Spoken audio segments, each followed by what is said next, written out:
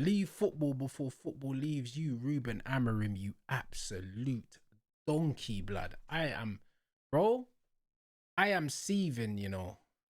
And I said before this game, Manchester United need to show me that they can play football against a team that let them have the ball. Because all the numbers point towards, United just playing well against teams that actually go for it, keep the ball, push them back so they can sucker punch them. These men have not improved, bro. It's individual brilliance FC. Today was one of the deadest games that man's seen, yeah? This was almost, a remake of the flipping Europa League final. Went behind against Spurs. What do we do to change the game? Nothing. Finished the game with 5 defenders on the pitch. We need a goal. And this bread brings on Mazraoui and Dorgu. No attacking changes when you've got Kobe Mino who can affect the game. Xerxes can affect the game. Bro, anything would have been better than nothing. You got 5 subs to make and you make 2, bruv. And both of them are defenders. Inexcusable. So all you morons, after we won the last 3 games that was going on, like we won the fucking league, what now? What now, bruv? This is exactly what was coming, bro. We haven't improved. The warning signs should have been there when the manager came out and was saying, oh yeah, I ain't got a style of play. I just kind of adapt to what the other team's doing. How did you adapt today, bruv? How did you adapt today? Because from what I saw, United were extremely easy to play against from start to finish. One straight pass in between Bruno and Casemiro, and then man are just staring at our centre-backs. End of the first half, we're 1-0 up from a set piece. A man are talking about how well Shaw and De Ligt are playing, bro, and the goalkeeper. That kind of tells you that we're being exposed a little bit too much. There was never, ever a part of this game, where I felt like we was in control and we were dominating. No way. And the thing is, you can dominate the game to a certain degree, even without having the ball, if you got good defensive structure. Because then you could say, you know what? We've got them where we want them. They're playing in front of us. But they weren't playing in front of us. They were playing through us with ease. Without that right-hand side of Ahmad and Mbeumo, this Manchester United team have nothing. There's no build, there's no attacking structure. There's no defensive structure. There's no consistent build-up. There's no nothing. It's give the ball to Ahmad. He'll find Mbeumo. Cunha joins in, and then we just hope. And then in between that, Bruno's just hoofing the fucking ball. And Dallow's running into blind alleys and just letting people walk past him, the absolute muppet. Finally, he hooked Dallow in a game, But bro, this guy shouldn't be starting games. And this is why I never got off this manager's case, bro. Never, because he's a fucking fraud. This guy did not respond to anything that was happening in the game. Nothing. It's like the brother just sits there and he's just on the side, just watching the game. And he's like, all right, cool. The man's got my preloaded substitutions in my head. I'm going to make them. 5 available substitutions. You made 2, but then you're going to try and convince me you was trying to win the game. You weren't trying to win the game. In your head, your best players were on the pitch, so you're just going to just let the game just play itself. That's what that was. That's what that was. No changes, no responses. We're bringing on defenders. Sean Dyche is bringing on attackers, bro. And they were unlucky to draw that game. That's 2 points dropped for Forest. They were the better team. Better defensively. Better in midfield.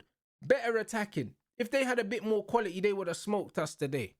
Because Luke Shaw and De Ligt, like, it wasn't last ditch, like, to the point where, like, we're like, yo, man should have scored. But it's like, yo, if you don't make this decision, what comes next? De Ligt coming across, ushering the ball out of play or blocking stuff, or Luke Shaw sliding.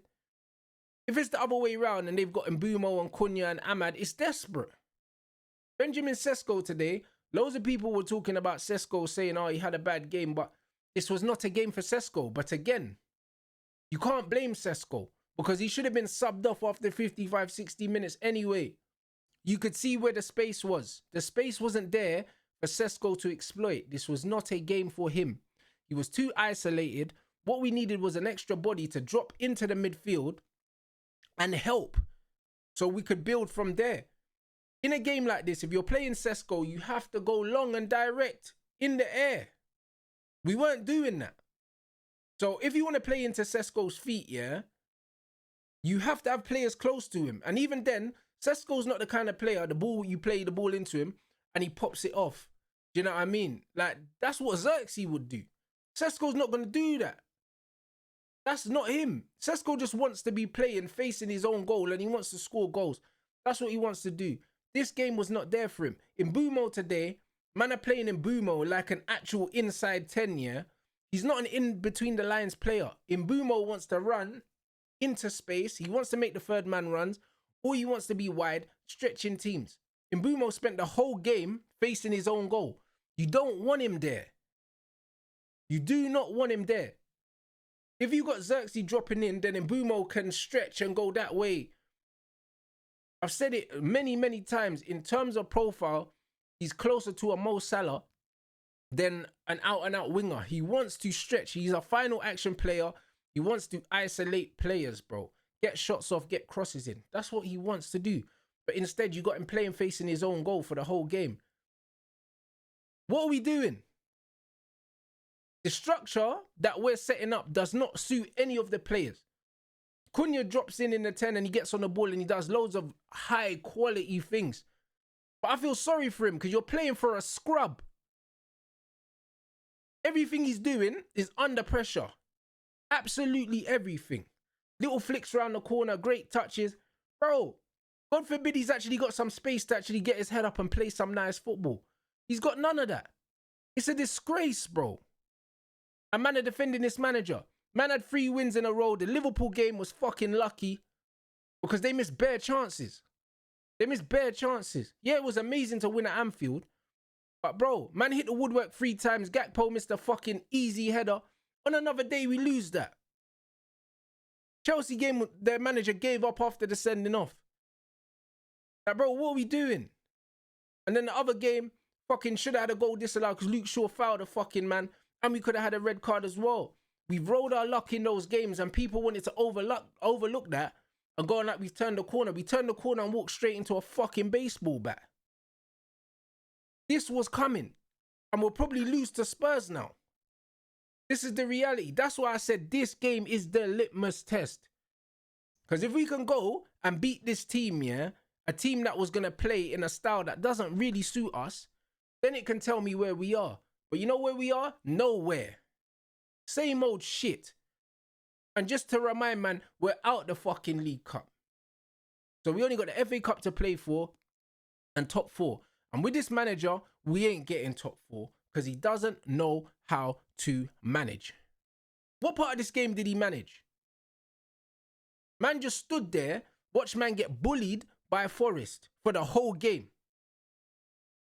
And he took off Dallo, yeah, because, bro, Stevie Wonder could have seen that Dallo was shit today. It was an obvious change to make. Other than that, you brought a Mazraoui for Lenny Euro because you was never going to play Euro for 90 minutes anyway. You was never going to play him for 90 minutes. I think Harry Maguire's got a knock or he probably would have started this game. That's the only reason why Euro got back in the team anyway. So it's very clear that he don't really fancy Lenny Euro anyway because he doesn't really like playing young players. So Euro was never getting the 90 minutes. That substitution was a substitution that was going to happen anyway. This is what we're doing right now. This guy ain't got a fucking clue, mate. Get fucking rid.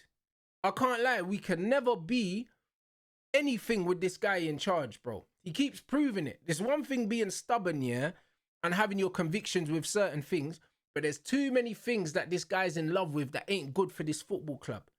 Man's obsession with Dalot and Bruno, yeah, is crazy.